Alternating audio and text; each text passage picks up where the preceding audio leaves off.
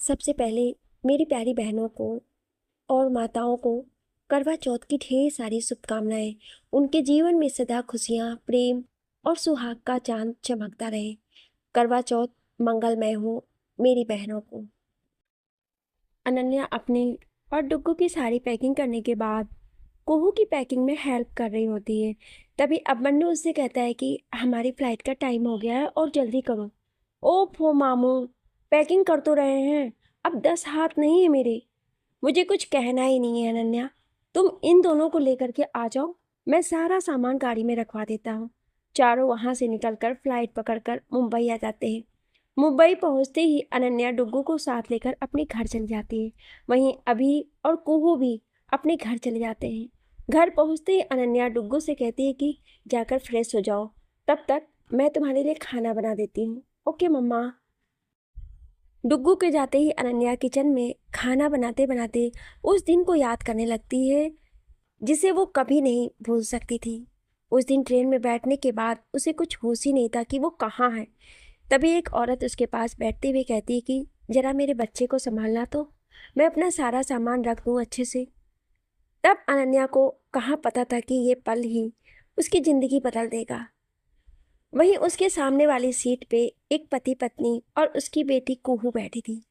कुहू अनन्या के पास बैठते हुए कहती है कि दीदी, ये बच्चा बहुत क्यूट है ना, और देखिए ना, मुझे देखकर कितने क्यूट सी शक्लें बना रहा है। जब अनन्या ने उसे एक बार देखा तो कहीं ना कहीं वो भी उस बच्चे में खो जाती है कि तभी ट्रेन का एक्सीडेंट हो जाता है, जिसमें कुहू के मम्मी पापा और उस बच्चे की माँ की मौत हो जाती है। और अनन्या के हाथ में कुहू की माँ कुहू का हाथ देते हुए कहती है कि इसका ध्यान रखना। और कहीं ना कहीं वो औरत भी यही कहना चाह रही थी। एक्सीडेंट के बाद अनन्या कुहू को लेकर उसके नानी के घर मुंबई आ जाती है। यहीं आकर वो अब मन्नू और कुहू की नानी आरती खन्ना से मिलती है। आरती जी कुहू के माँ पापा की खबर सुनकर तो सदमे में चली जाती हैं। अगर उस समय अनन्या और अभी ने उन्हें ना संभाला होता तो शायद आज वो जिंदा नहीं होती। कुहू को वहां छोड़कर अनन्या उस बच्चे को साथ लेकर वहां से जाने लगती है, तो अभिमन्यु उन्हें वहीं रुकने को कहता है। अनन्या को इस तरह एक अजनबी के घर में रुकना बिल्कुल भी अच्छा नहीं लग रहा था, पर कुहू और आरती जी के ज़्यादा जोर देने पर वो वहीं रुक गई। उस बच्चे को लेकर वो अपनी बुआ के घर भी नहीं जा सकती थी, क्योंकि एक कुंवारी लड़की के साथ एक बच्चे को कोई भी अपने घर में नहीं रखेगा, और सब उसके चरित्र पे ही कीचड़ उछालते। इसी वजह से उसने सोचा कि सब यही सोचते होंगे कि वो इस एक्सीडेंट में मर गई है, तो यही सही, अब वो अपनी एक नई जिंदगी शुरू करेगी इस बच्चे के साथ। आरती जी उसे उसके रूम में फ्रेश होने का कहकर कुहू को लेकर चली जाती हैं। कमरे में पहुंचकर अनन्या उस बच्चे को देखकर सोचने लगती है कि उसने क्या सोचा था और वो आज कहाँ आ गई। लेकिन अब जो भी हो, अब से मेरी जिंदगी का तुम ही सहारा हो। अब से तुम मेरे बेटे हो, मेरे टुक्कू। तुम्हें मैं खुद से दूर नहीं जाने दूंगी। मैं और तुम हमेशा साथ रहेंगे, हमें नहीं जरूरत है किसी की भी। अनन्या किचन से जाकर दूध लेकर के उसे दूध पिलाकर सुला देती है और खुद नहाकर तैयार होकर आरती जी से बात करने लगती है। आरती जी और अभी हॉल में बैठे बैठे बात ही कर रहे थे कि अनन्या को वहां देखकर वो उसे अपने पास बैठने को कहती है। आरती, तुम्हारा परिवार कहाँ है? उन्हें भी तुम्हारी चिंता हो रही होगी। मेरा कोई नहीं है इस दुनिया में, बस मैं और मेरा बेटा। तो अब तुम कहाँ जाओगी अनन्या? अभी ने परेशान होते हुए कहा।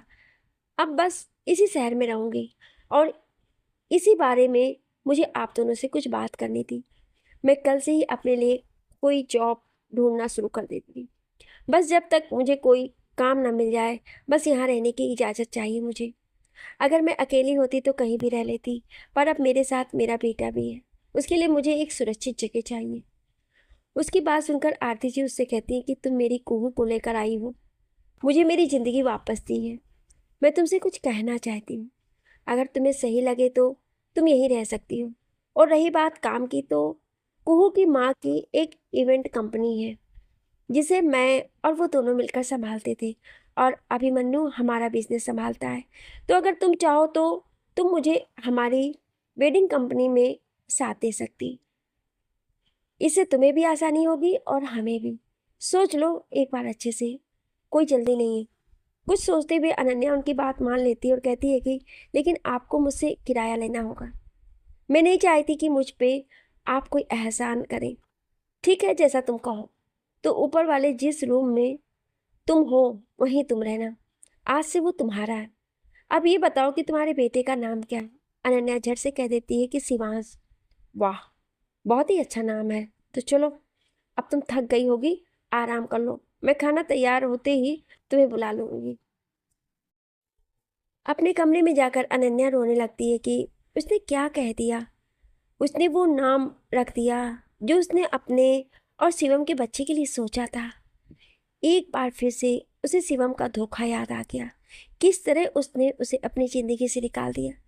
सब कुछ इतनी आसानी से कह दिया जैसे कि कभी कुछ हुआ ही ना हो। तभी कुकर की सीटी से अनन्या वापस आज में आ जाती है।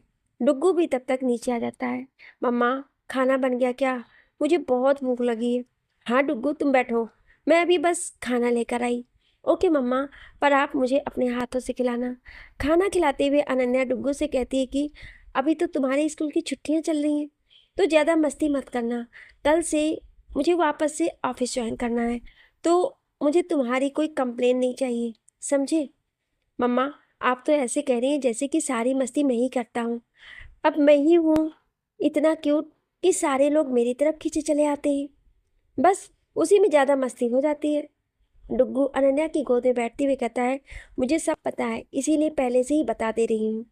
अच्छा, अब जाकर सो जाओ। बट मम्मा, आपकी लोरी के बिना कैसे सो जाऊँगा मैं? आप भी चलो ना जल्दी। अच्छा चलो। दोनों अपने कमरे में आकर बेड पे आते हैं। डुग्गू अनन्या की गोद में सिर रखकर लेट जाता है और कहता है, मम्मा लोरी सुनाओ। अनन्या उसका सिर सहलाते हुए गाने लगती है।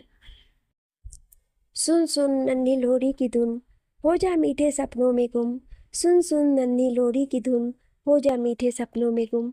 तू मेरा सूरज है, तू मेरा चांद है, तू मेरी आंखों का तारा है। सुन सुन नन्हे लोरी की धुन, हो जा मीठे सपनों में गुम। अनन्या देखती कि डुग्गू सो चुका है। वो उसे अपने पास लिटाकर लाइट्स ऑफ करके लैपटॉप लेकर काम करने बालकनी में चली जाती है। वहीं लखनऊ में शिवम भी अपने कमरे में चुपचाप बैठा होता है। उसकी आंखों से नींद गायब रहती है। तभी रीमा जी उसके कमरे में आते हुए कहती है, रासू अभी तक सोया नहीं, क्या बात है? कुछ नहीं माँ, बस ऐसे ही नींद नहीं आ रही थी तो जाग रहा हूँ। मैं तेरी माँ हूँ, तू सबसे छुपा सकता है पर मुझसे नहीं। और कहीं ना कहीं आज तेरी इस हालत की जिम्मेदार मैं ही हूँ। मेरी वजह से ही तूने वो सब किया। ये कहते कहते वो रोने लगती हैं। शिवम उन्हें अपने पास बिठाता है और पानी देते हुए कहता है कि माँ, आप बिना बहुत ज़्यादा सोचती हैं। कुछ भी आपकी वजह से नहीं हुआ, जो मेरी किस्मत में लिखा था वही हुआ। अब ये सब सोचना बंद करिए आप, और ये बताइए कि आपको कोई काम था क्या? हाँ रासू, वो मुझे तुझसे तेरी शादी की बात करनी है। तू कब तक इस तरह अकेला रहेगा? तुझे भी किसी के साथ की ज़रूरत है। तेरे सामने तेरी पूरी ज़िंदगी पड़ी है। माँ, आप जानती हो कि ये नामुमकिन है मेरे लिए। मैंने आपसे पहले भी कहा था और आज दोबारा कह रहा हूँ, मेरी ज़िंदगी में सिर्फ मेरी अनन्या ही है और उसकी जगह कोई नहीं ले सकता है। बाकी अगर आप मुझे खुश देखना चाहती हैं तो दोबारा कभी इस बारे में बात मत करिएगा मुझसे। अब आप जाकर सो जाइए। कल मुस्कान के ससुराल वालों से शादी की बातें भी करनी है और बहुत सारा काम भी है। ठीक है, कहकर रीमा जी चली जाती हैं। अगली सुबह अनन्या डुग्गू को अपनी मेड के भरोसे छोड़कर ऑफिस चली जाती है। वहीं कुहू उसे फ़ोन करके कहती है कि उसे कुछ ज़रूरी बात करनी है, तो वो भी वहीं आ रही है। ऑफिस आने के बाद कुहू अनन्या के केबिन में आते ही कहती है कि दी, देखो ना, मामू मुझे मेरे कॉलेज के टूर में नहीं जाने दे रहे। प्लीज़ आप उनसे बात कीजिए ना, आपकी बात वो नहीं टालेंगे। मैंने उनसे कह दिया है कि जब तक वो मुझे परमिशन नहीं देंगे मैं कुछ नहीं खाऊंगी। अब बाकी सब आपके हाथ में है। अच्छा ये बताओ कि जाना कहाँ है? अनन्या ने फाइल पढ़ते हुए कहा, ओ दी, मुझे शिलोंग जाना है, बस एक हफ्ते के लिए। वो भी कॉलेज के प्रोफेसर भी तो होंगे ना, प्लीज़ आप मना लीजिए ना उन्हें। अच्छा ठीक है, मैं शाम को अभिमन्यु से बात करती हूँ। अब तुम सो जाओ। Thank you the, I just love you. मुझे पता है आप मेरी सेवियर हैं। मैं जब भी प्रॉब्लम में फंस जाती हूँ आप मुझे बचा ही लेती हैं। मस्का मारना कम करो, अब जाओ, मैं शाम को मिलती हूँ। वहीं दूसरी तरफ शिवम के घर पे मुस्कान के ससुराल वाले और पंडित जी आते हैं।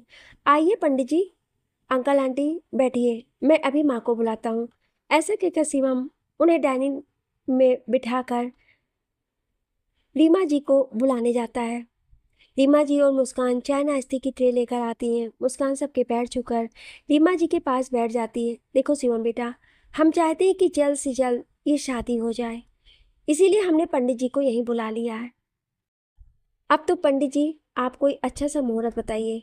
आप लोगों को तो कोई आपत्ति नहीं है ना रीमा जी? नहीं नहीं सुधा जी, हमें क्या आपत्ति होगी, जैसे आपकी इच्छा।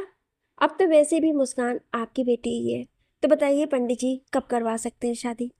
पंडित जी ने मुस्कान और निखिल की कुंडलियां मिलाते हुए कहते हैं कि सगाई के लिए सबसे शुभ मुहूर्त 2 हफ्ते बाद का है और शादी के लिए उसके 20 दिन के बाद का मुहूर्त शुभ है।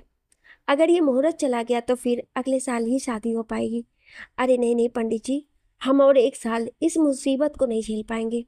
शादी तो इसी मुहूर्त में होगी। रासू, तू कभी नहीं सुधरेगा, आज तो मत छेड़ इसे। तो इसी बात पे मुंह मीठा करते हैं। इस बीच पंडित अपनी दक्षिणा और मिठाई का डिब्बा लेकर चलते बने। वैसे शिवम बेटा, ये सब तो फिक्स हो गया है, पर निखिल का एक बहुत अच्छा दोस्त है जिसकी एक इवेंट कंपनी है और निखिल चाहता है कि उसकी शादी वही इवेंट कंपनी करवाए। तो एक बार तुम और निखिल जाकर उनसे मुंबई मिलाओ तो हमें बड़ी तसल्ली होगी। जी आंटी, मैं ज़रूर चला जाऊंगा। एक बार निखिल जी बेंगलोर से आ जाएं।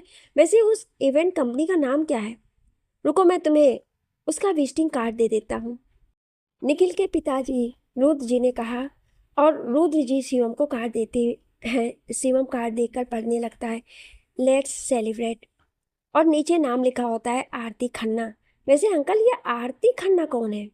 वो निखिल की दोस्त अभिमन्यु की माँ है। वैसे तो ये कंपनी अभिमन्यु की बहन ने शुरू की थी, पर 5 साल पहले एक हादसे में वो चल बसी, तो अब उसकी माँ ही इसे संभालती है। ये सुनकर शिवम को 5 साल पहले का वो हादसा याद आ जाता है जिसमें उसने अपनी अनन्या को खोया था और उसकी आंखों में आंसू आ जाते हैं, जिन्हें छुपाने के लिए वो जल्दी से वहाँ से चला जाता है। शाम को अनन्या ऑफिस से सीधे अभिमन्यु के घर चली जाती है, जहाँ अभी और कुहू आमने सामने बैठे थे, पर एक दूसरे से बात नहीं कर रहे थे। क्या हुआ तुम दोनों को? ये हमेशा का है तुम दोनों का, पिछले 5 सालों से देखते आ रही हूँ, हमेशा किसी न किसी बात पे झगड़ा कर लेते हो। अनन्या ने कुहू के पास बैठते हुए कहा। तुम तो कुछ बोलो ही मत अनन्या, हमेशा कुहू की साइड लेती हो और मुझे समझाती हो। मैं जो कुछ भी कहता हूँ वो बस इसके भले के लिए कहता हूँ, पर इसे तो मज़ा आता है मेरी हर बात काटने में। पता नहीं क्या मिलता है इसे मुझे हार्ड करके। अभी ने गुस्से से कहा।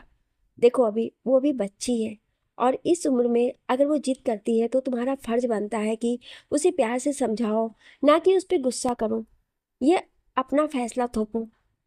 इस उम्र में तुमने भी कभी ना कभी ऐसी हरकतें की होगी, और कुहू बहुत जिम्मेदार लड़की है, तुम जानते हो। तो मेरा कहना यह है कि इसे जाने दो। लेकिन अगर तुम्हारा मन अभी भी नहीं मानता है इसे जाने देने का तो ठीक है, मैं कुहू को कह देती हूँ वो नहीं जाएगी।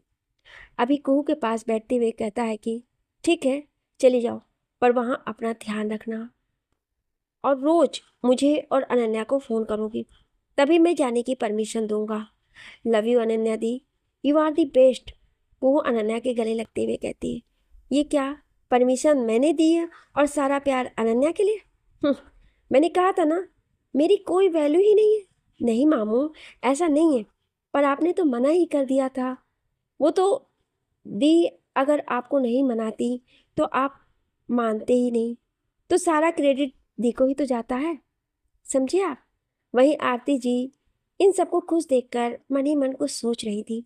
वैसे अनन्या, मेरा एक दोस्त है निखिल, उसकी जल्दी ही शादी होने वाली है, तो वो चाहता है कि उसकी सगाई और शादी हमारी कंपनी ही करवाए, और इसी सिलसिले में वो यहाँ आने वाला है इस शुक्रवार को। वैसे तो कहने की ज़रूरत नहीं है, पर फिर भी उनका हर काम परफेक्ट करना। ओके अभी, पर वो कहाँ से आने वाले हैं? आई मीन शादी कहाँ होगी? शादी तो लखनऊ में होगी तो तुम्हें वहीं जाना पड़ेगा और सारी अरेंजमेंट वहीं करनी है। ठीक है, तुम टेंशन मत लो, मैं उनसे मिलकर सारी बातें कर लूँगी। अच्छा, अब मैं चलती हूँ, डुग्गू मेरा इंतज़ार कर रहा होगा। इतनी देर में दरवाजे से डुग्गू दौड़ते हुए आकर अनन्या के पास बैठ जाता है। अरे तुम यहाँ कैसे डुग्गू, किसके साथ आए हो? वो मम्मा, मुझे ड्राइवर अंकल लेने आए थे। बड़ी ने फ़ोन करके मुझे कहा कि मैं यहाँ आ जाऊँ, तो आ गया। डुग्गू, तुम्हें कितनी बार कहना पड़ेगा कि अभी को अंकल बोला करो, पर नहीं, तुम तो कभी मेरी बात ही नहीं सुनते। अरे अनन्या, ये क्या तुम हमेशा हम दोनों के बीच आ जाती हो? वैसे भी ये मेरी कोई उम्र है जो सब मुझे अंकल बोले? मैंने ही उसे कहा है कि वो मुझे बड़ी बोले, तो तुम उसे डांटो मत। अब चलो, सबको बहुत भूख लगी है। आरती जी आते हुए कहती हैं, वैसे भी आज शिवांश की फेवरेट खीर बनाई है मैंने। सॉरी, बट मैं सिर्फ अपनी मम्मा के हाथ की खीर ही खाता हूँ, मुझे और कोई खीर पसंद ही नहीं आती है, डुग्गू ने कहा। उसकी बात सुनकर अनन्या को शिवम की याद आ जाती है। डुग्गू, ये क्या बात हुई? अगर कोई तुम्हें प्यार से कहता है तो तुम उसकी बात सुनते क्यों नहीं? चुपचाप खा लो, मुझे कोई बहस नहीं करनी। सॉरी मम्मा, पर आपको पता है ना, मैं नहीं खाऊंगा, मुझे नहीं पसंद। मैं सब कुछ खा लूंगा, पर खीर नहीं। अनन्या, उसे खाने दो, वो जो चाहता है, तुम्हें जो पसंद वही खाओ, अभी ने कहा। अनन्या उस समय कुछ ना कहकर चुपचाप खाना खाकर डुग्गू को लेकर अपने घर चली जाती है। रास्ते भर अनन्या यही सोचती रही कि शिवांश की हर हरकत उसे शिवम की याद दिला देती है। क्यों वो उसकी तरह इतनी जिद करता है? उसकी हर आदत शिवम के जैसी ही है। उसके होते हुए वो चाह कर भी शिवम को भूल नहीं पाई। पर नहीं, मैं कभी भी अपने डुग्गू को शिवम जैसा नहीं बनने दूंगी। ये सोचते सोचते उसका घर आ गया और वो डुग्गू को लेकर अपने कमरे में चली जाती है। वहीं शिवम को आज बहुत बेचैनी महसूस हो रही थी। उसे ऐसा लग रहा था कि जैसे अनन्या उसके पास ही है। तभी उसके पास निखिल का फोन आता है। हेलो शिवम भैया, मैंने आपको डिस्टर्ब तो नहीं किया ना इस वक्त? नहीं नहीं निखिल, कहो क्या बात है? वो भैया, मुझे आपसे मुंबई जाने के बारे में बात करनी है। हमें कल शाम को जाना है। आपको कोई परेशानी तो नहीं है ना? नहीं नहीं निखिल, कोई परेशानी नहीं है। मैं तुम्हें डायरेक्ट एयरपोर्ट ही मिलूंगा। बस तुम मुझे फ़्लाइट की डिटेल सेंड कर देना। ओके भैया, गुड नाइट। अगली सुबह शिवम अपने ऑफिस जाने के लिए रेडी होते हुए रीमा जी से कहता है कि माँ, आज मैं निखिल के साथ मुंबई जा रहा हूँ शाम की फ़्लाइट से, तो ऑफिस से ही डायरेक्टली चला जाऊँगा। आप अपना और मुस्कान का ख्याल रखना, और कोई भी बात हो तो नितिन जीजू से कह देना, मैंने उनसे बात कर ली है। वो तो ठीक है राशु, पर तू अपना वो वहाँ ध्यान रखना और खाना टाइम से खाना। माँ, बस एक ही दिन की तो बात है, अब मैं चलता हूँ। कहकर शिवम अपनी गाड़ी से ऑफिस चला जाता है। ऑफिस पहुंचकर शिवम अपने काम में लग जाता है कि उसके फ़ोन पे कॉल आता है, जिसे शिवम बिना देखे ही आंसर कर लेता है। दूसरी तरफ से आरुष की आवाज़ आती है। क्या डीएम साहब, कभी अपने दोस्त को भी याद कर लिया करो, हमेशा बस काम ही काम में घिरे रहते हैं। अरे नहीं आरुष, ऐसा कुछ नहीं है, बस अब जल्दी ही मुस्कान की शादी होने वाली है तो ढेर सारी छुट्टियां लेनी पड़ेंगी, इसीलिए अपने सारे काम फिनिश कर देना चाहता हूँ। वैसे तू है कहाँ? मुस्कान तेरी भी बहन है, तेरा भी कुछ फर्ज बनता है उसके लिए, लेकिन तू तो खुद इतने दिन तक गायब रहता है। तो मुझे अपना फर्ज मत याद दिला, मैं आज ही लखनऊ आ रहा हूँ।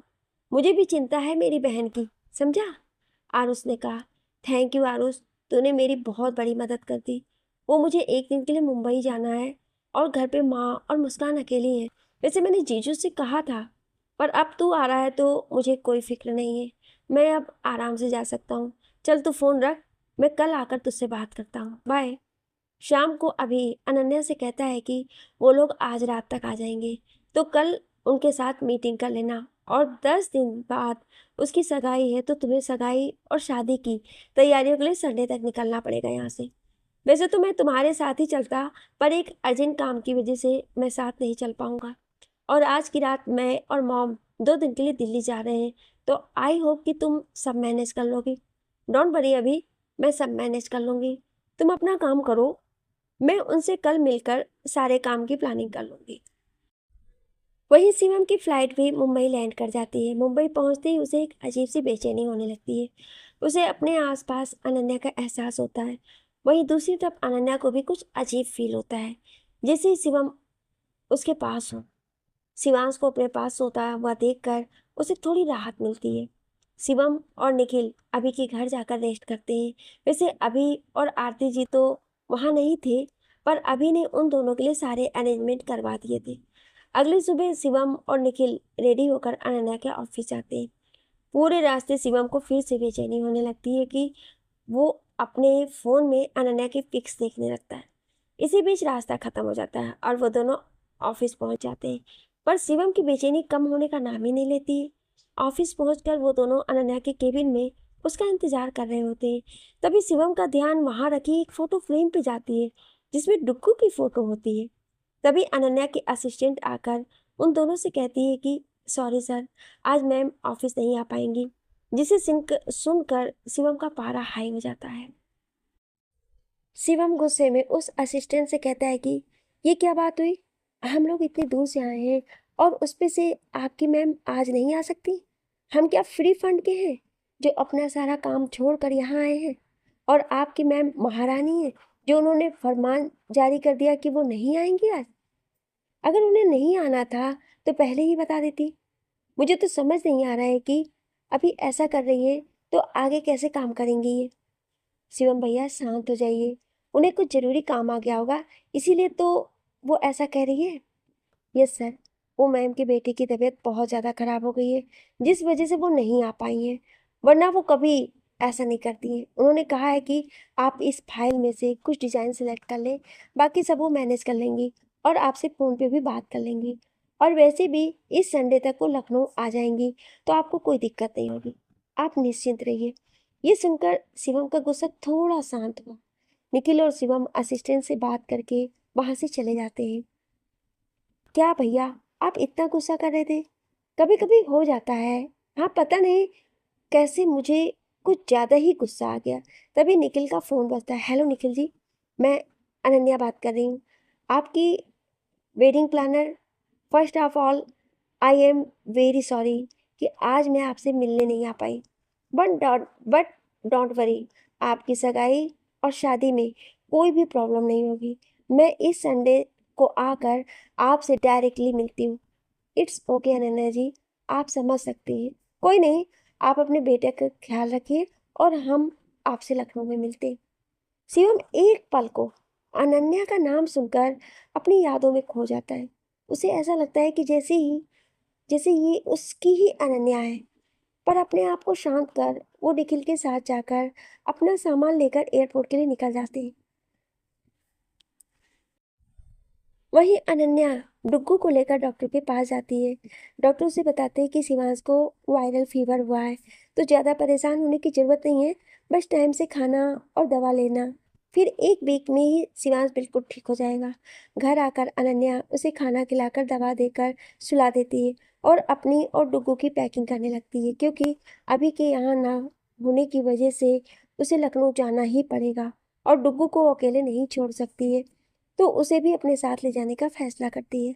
संडे को अनन्या और डुग्गू लखनऊ के लिए निकल पड़ते हैं।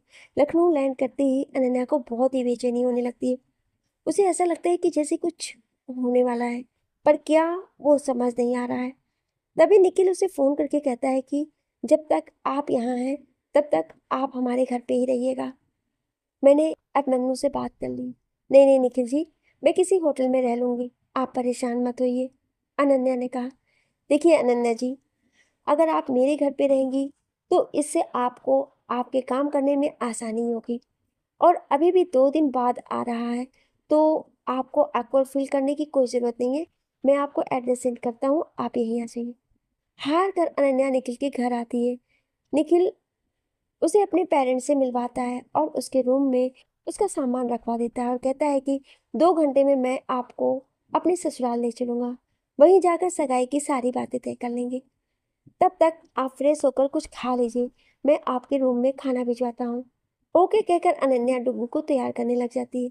डुग्गू, हम जहाँ जा रहे हैं वहाँ कोई शैतानी मत करना। ओके मम्मा। सब लोग शिवम के घर जाने के लिए निकल पड़ते हैं। अभी तक अनन्या को पता नहीं चलता है कि जहाँ वो जा रही है वहां उसके अतीत से उसका सामना होने वाला है। शिवम के घर पहुंचकर सब अंदर जाने वाले होते हैं कि तभी अनन्या का फोन बजने लगता है। वो सबको अंदर जाने को कहकर फोन कॉल अटेंड कर लेती है। बात करते करते उसे ध्यान ही नहीं रहता कि वहां पानी जमा रहता है और उसका पैर स्लिप हो जाता है और वो गिरने ही वाली होती है कि तभी शिवम आकर उसे पकड़ लेता है। अभी तक दोनों में से किसी ने भी एक दूसरे को नहीं देखा था। अनन्या को बचाने के चक्कर में शिवम गिर जाता है और उसके ऊपर अनन्या। जैसे ही दोनों की नजरें एक दूसरे से मिली, दोनों एक दूसरे में खो गए। अचानक से तेज हवाएं चलने लगी और बारिश होने लगी। वहीं कहीं पास में गाना बजने लगा।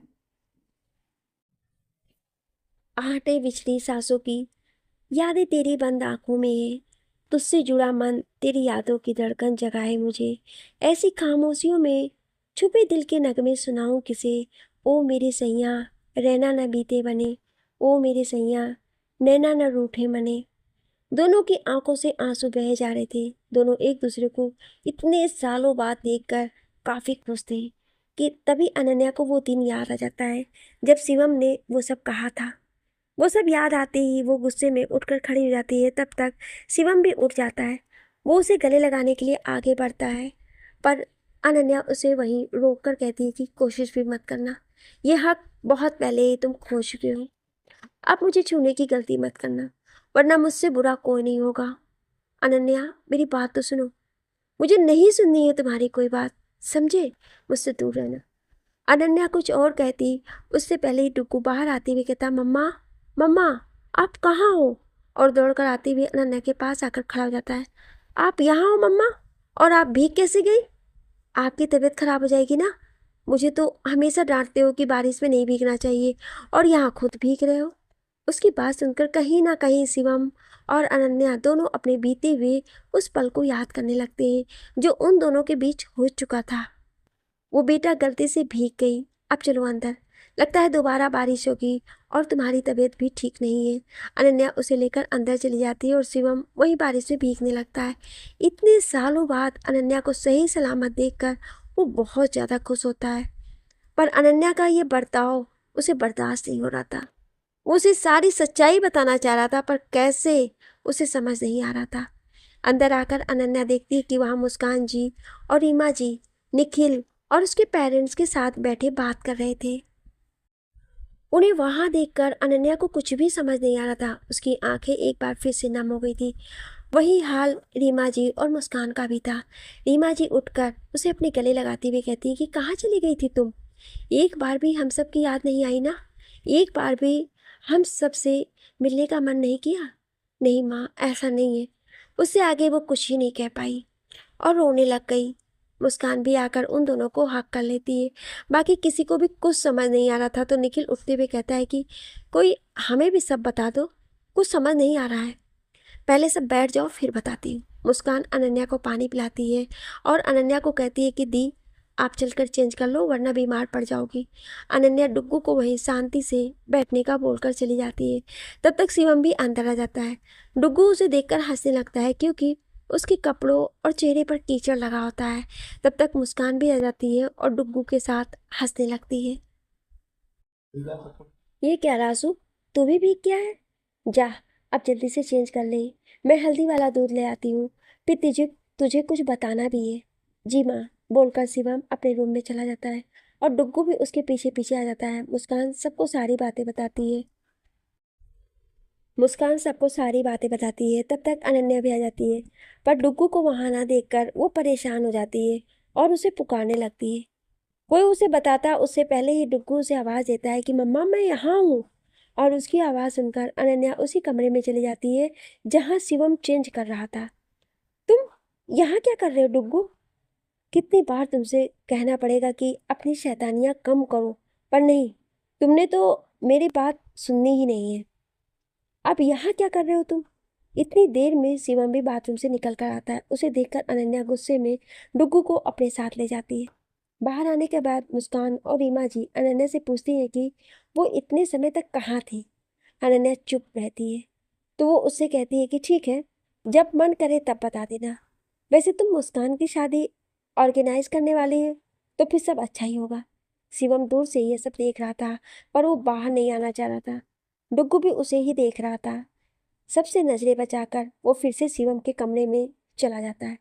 वहाँ अनन्या भी बाकी सबके साथ सगाई की सारी प्लानिंग करने लगती है, तो उसका ध्यान भी नहीं रहता है कि डुग्गू कहाँ गया है। वैसे तुम्हारा नाम क्या है लिटिल चैम्प? शिवम ने डुग्गू को अपने पास बिठाते हुए कहा। मेरा नाम शिवांश है। आपका नाम क्या है सीनियर चैम्प?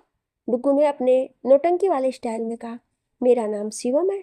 वाह, हम दोनों के नाम तो काफी सिमिलियर हैं, शिवम और शिवांश। तो आज से हम दोनों फ्रेंड्स। ओके चैम, शिवम ने कहा, पर एक शर्त पे। मैं आपका दोस्त बनूंगा। अगर आप मुझे आइसक्रीम खिलाने ले जाएंगे तो पक्का हम दोनों जरूर जाएंगे। शिवम उसे कहता है कि चलो मैं तुम्हें चॉकलेट्स खिलाता हूँ। मुझे चॉकलेट्स बहुत पसंद है। आई होप तुम्हें भी पसंद होंगे। हाँ, चॉकलेट्स तो मुझे बहुत पसंद है, पर मम्मा डांटने लगती है। डुग्गू ने कहा तो शिवम हंसते हुए कहा कि मेरी मम्मा भी मुझे डांटती थी जब मैं चॉकलेट्स खाता था। चलो, अभी तो वो नहीं है, तो एक एक चॉकलेट खा लेते हैं। अच्छा ये बताओ शिवांश, तुम्हारे पापा कहाँ हैं? आई मीन वो नहीं आए? ये सवाल सुनकर शिवांश चुप हो जाता है। क्या हुआ शिवांश, तुमने जवाब नहीं दिया? मुझे नहीं पता मेरे पापा कहाँ हैं। मैंने तो उन्हें कभी देखा भी नहीं है, और ना ही कभी बात हुई है। शिवम कुछ और पूछता उससे पहले कि अनन्या वहां आती है और डुग्गू को डांटने लगती है। पर बीच में शिवम उसे टोकते हुए कहता है कि बच्चा ही तो है, यहाँ आ गया तो क्या हुआ? देखो, तुम मुझे मत समझाओ कि मुझे अपने बेटे को कैसे क्या कहना है। आइंदा से हमारे बीच में कभी मत बोलना, समझे तुम? और मुझसे और मेरे बेटे से दूर ही रहना। मैं नहीं चाहती कि जो मेरे साथ किया तुमने वो मेरे बेटे के साथ भी करो। यहाँ मैं अपने काम की वजह से हूँ, तो जब तक यहाँ हूँ मुझे शांति से रहने दो। ऐसा कहकर वो डुग्गू को साथ लेकर चली जाती है, और डुग्गू बस पलटकर शिवम को देखे जा रहा था। मम्मा, आपने ऐसा क्यों किया? वो अंकल तो बस मुझे चॉकलेट खिला रहे थे, पर आपने तो उन पे इतना सारा गुस्सा कर दिया। चुप रहो डुग्गू, बच्चे हो तो बच्चों की तरह रहो, और खबरदार जो दोबारा कभी उनसे बात की या मिलने की कोशिश की तो। अनन्या ने गुस्से में कहा तो डुग्गू भी सहम गया और चुपचाप उसके साथ जाने लगा। वहीं शिवम शांति से ही सोचने लगता है। तभी रीमा जी उसके कमरे में आते हुए कहती हैं कि क्या हुआ राशु? अनन्या इस तरह यहाँ से क्यों चली गई? तूने कुछ कहा क्या? और तूने उसे सारी बातें बता दी ना, जो भी उस समय हुई थी? नहीं माँ, वो मेरी कोई बात नहीं सुनना चाहती है। वो बहुत नाराज है मुझसे। देख राशु, उसका दिल दुखा है तो उसका नाराज होना जायज है, पर जिस दिन उसे तेरी मजबूरी के बारे में पता चलेगा, देखना वो खुद तुझे माफ कर देगी। और अगर वो तेरी बात नहीं सुनना चाहती है तो क्या मैं बात करूं उससे? नहीं माँ, मैं चाहता हूँ कि सारी बातें उसे मैं ही बताऊं। मैं ही उसे अब वापस से अपनी जिंदगी में लाऊंगा। पर राशु, अब तो वो एक बच्चे की माँ है, उसका परिवार है। माँ, आपको क्या लगता है उसने शादी कर ली? ऐसा हो ही नहीं सकता है। बस कुछ टाइम दीजिए मुझे, मैं सब ठीक कर दूंगा हमारे बीच। वो नाराज है मुझसे क्योंकि प्यार उससे भी ज्यादा है। जो हमसे प्यार करते हैं उन्हें ही तो नाराज होने का हक होता है ना। पर मैं भी उसे मना कर ही रहूंगा। बस आप अपना आशीर्वाद दीजिए माँ। मेरा आशीर्वाद तो हमेशा तेरे साथ है रासू। पर अब तो ये सब छोड़ और ये हल्दी वाला दूध पी ले, वरना तेरी तबीयत खराब हो जाएगी। हाँ माँ, पी लूंगा। दूध पीते हुए शिवम किसी को फोन करता है और उसे कुछ इम्पोर्टेंट काम देते हुए मुस्करा रहा होता है। अच्छा, काम होते ही मुझे फोन करना। अब अपने काम पे लग जाओ। वहीं अनन्या घर आने के बाद से ही सगाई की तैयारियों में लग जाती है। वो अपने काम आप में बिजी रखना चाहती थी। सारा दिन काम करने के बाद अनन्या अपने रूम में आकर देखती है कि डुग्गू ड्राइंग बना रहा होता है। अनन्या उसके पास बैठती हुई कहती है कि जरा मैं भी तो देखूं कि मेरा बेटा क्या कर रहा है। पर डुग्गू कोई जवाब नहीं देता है। अनन्या उसे अपने गोद में बिठाते हुए कहती कि सॉरी बेटा, वो मम्मा थोड़ी परेशान थी तो आपको डांट दिया। डुग्गू उसके गालों पे किस करते हुए कहता है कि इट्स ओके मम्मा, वैसे भी मैं आपसे ज़्यादा देर गुस्सा नहीं रह सकता हूँ। वैसे मम्मा एक बात बताओ, मेरे पापा कहाँ हैं? वो हमारे साथ क्यों नहीं रहते और हमसे मिलने क्यों नहीं आते? उसकी बात सुनकर अनन्या चौंक जाती। ये सब तुम आज क्यों पूछ रहे हो? वो बस ऐसे ही मम्मा, आप बोलो ना।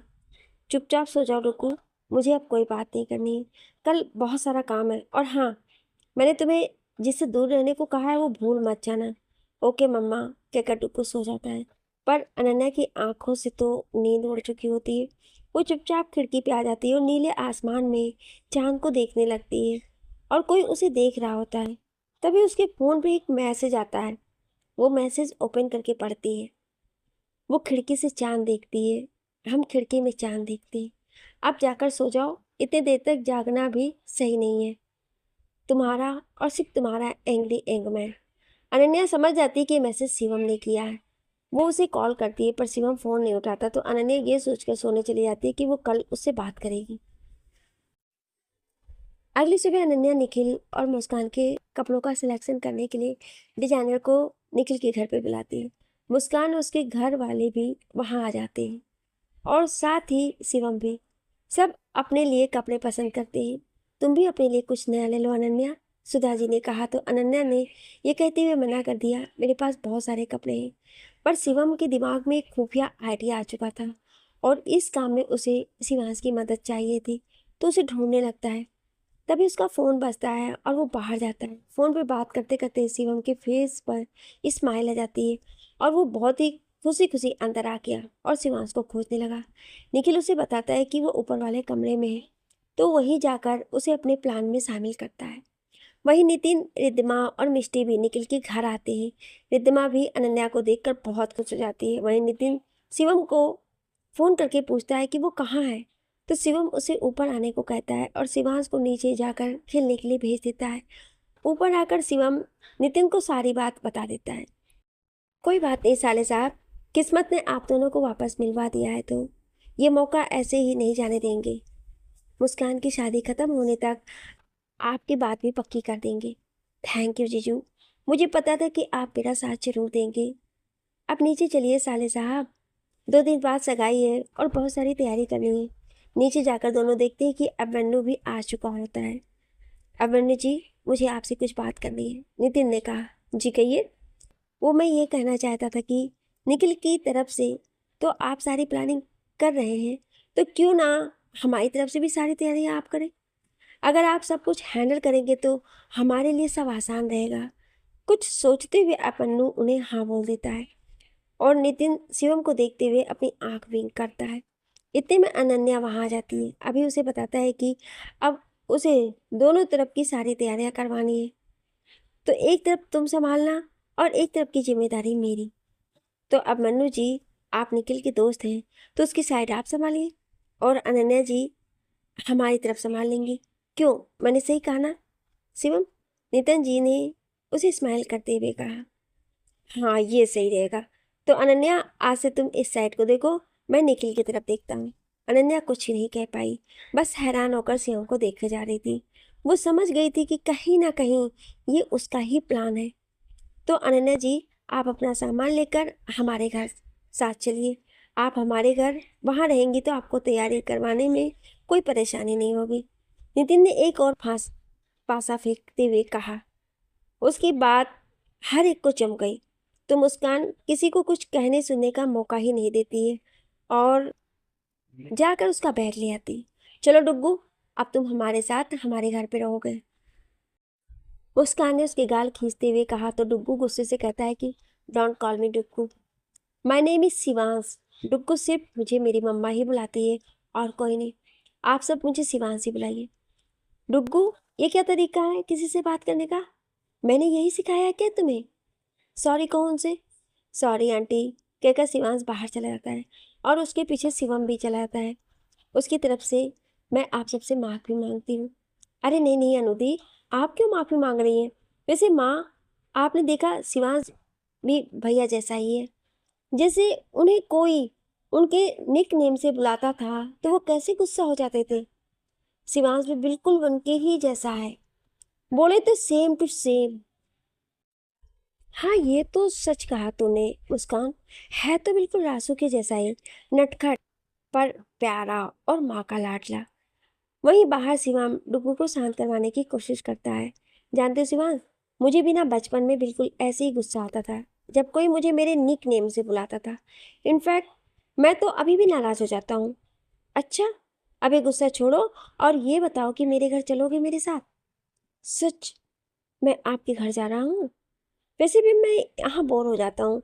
मम्मा तो काम में बिजी रहती है। वहाँ आपके घर जाऊँगा तो आपको मेरे साथ खेलना पड़ेगा, और हमारी आइसक्रीम ट्रीट भी बाकी है। हाँ बिल्कुल, मैं तुम्हारे साथ ही रहूँगा। तो अब अपना गुस्सा ख़त्म करो और जल्दी से चलो मेरे साथ। सबकी बात सुनकर अनन्या को समझ नहीं आ रहा था कि शादी तक वो कैसे रहेगी इन सब के बीच, खासकर शिवम के साथ। खैर, सबके साथ अनन्या और डुग्गू शिवम के घर आ जाते हैं। मुस्कान उन्हें उनका कमरा दिखाकर रेस्ट करने का बोलकर चली जाती है। अपने कमरे में आकर अनन्या अपना और डुग्गू का सामान रख रही होती है। तभी डुग्गू वहाँ चॉकलेट खाते हुए आता है, जिसे देखकर अनन्या गुस्सा हो जाती है। ये क्या डुग्गू, हर वक्त चॉकलेट खाते रहते हो? कितनी बार कहा है कि ये सब चीज़ें अच्छी नहीं होती हैं। किसने दिया तुम्हें ये सब? मम्मा, वो रासू ने दिया है। उन्होंने कहा है कि चॉकलेट खाने से कुछ नहीं होगा, इसीलिए मैंने ले लिया। डुग्गू, ये क्या बात हुई? कोई भी तुम्हें कुछ भी देगा और तुम ले लोगे? और ये राशु क्यों बोल रहे हो? वो तुमसे बड़े हैं, तुम्हारे दोस्त नहीं है कि नाम लो उनका। तब तक शिवम रूम में आते हुए कहता है कि मैंने उससे कहा है कि वो मुझे इस नाम से बुलाए, और मैं उसे डुग्गू, और एक चॉकलेट खाने से कुछ नहीं होगा। और ऐसा तो नहीं है कि तुमने बचपन में चॉकलेट नहीं खाई है? तो अब उस पर गुस्सा करना बंद करो और खाना खाने चलो। तुम जाओ, हम दोनों आ रहे हैं।